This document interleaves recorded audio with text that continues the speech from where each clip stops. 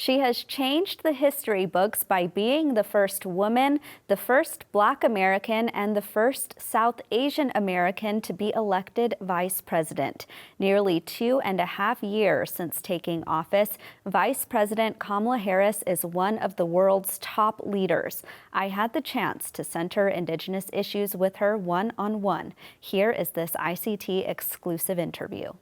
Madam Vice President, welcome to the ICT Newscast. It's good to be with you. Thank you.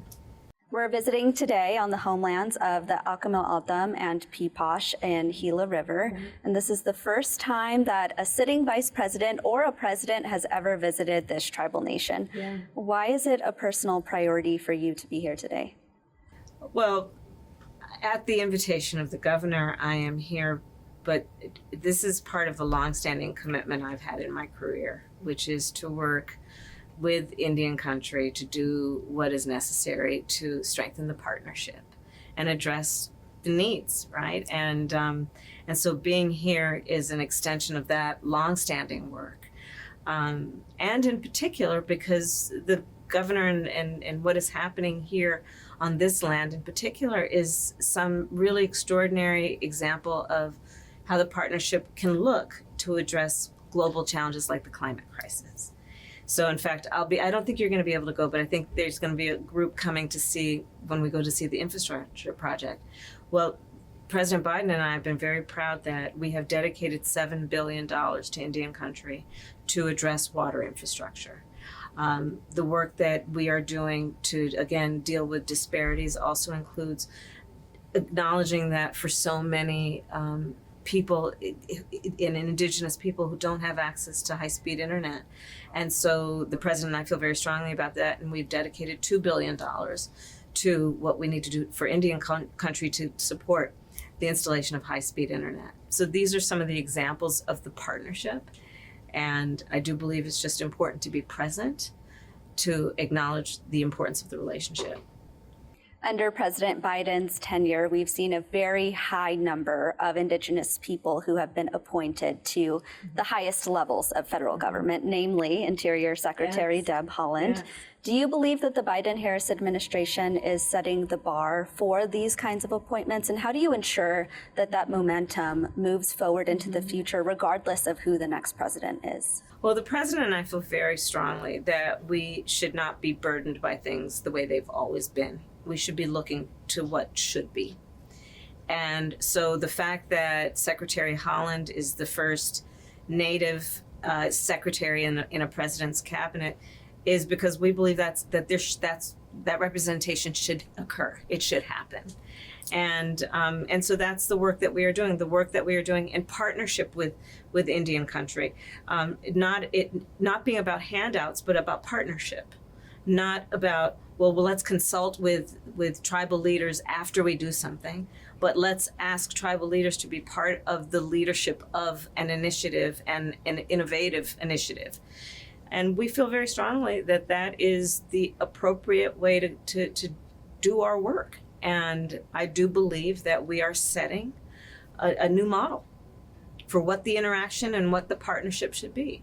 Always grounded in full appreciation and respect for tribal sovereignty, always grounded in full appreciation and respect for the need to ensure and keep intact trust and treaties, and to do the work in a collaborative way.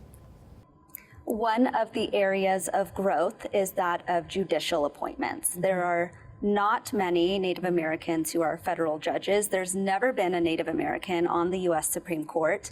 What can we expect from the Biden administration in terms of judicial appointments?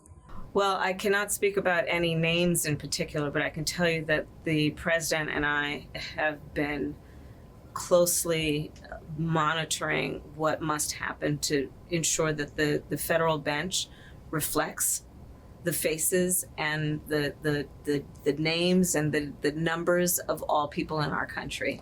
And we are very proud of what we have done to accelerate representation on the federal courts, and we'll continue to do that. I want to talk about a crisis, and that's missing and murdered Indigenous relatives. And you saw this firsthand, both as a U.S. Senator, but also as California Attorney General. What are your thoughts on bringing the much needed relief to Indigenous families that they deserve?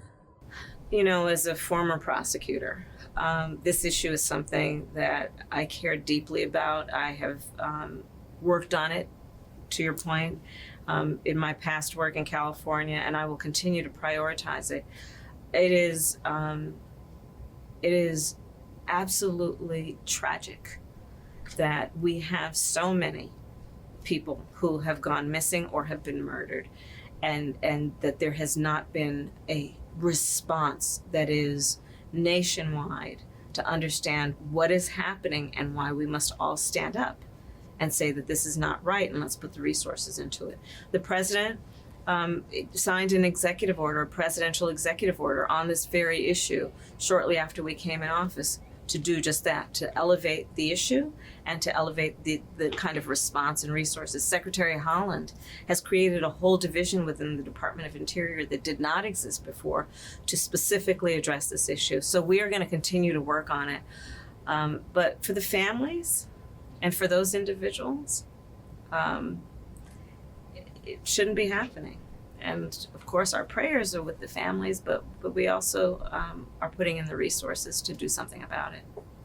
I want to end on, of course, the historic bipartisan infrastructure law that brought record amounts of funding to Indian country. Yeah. What are you most proud of from that legislation?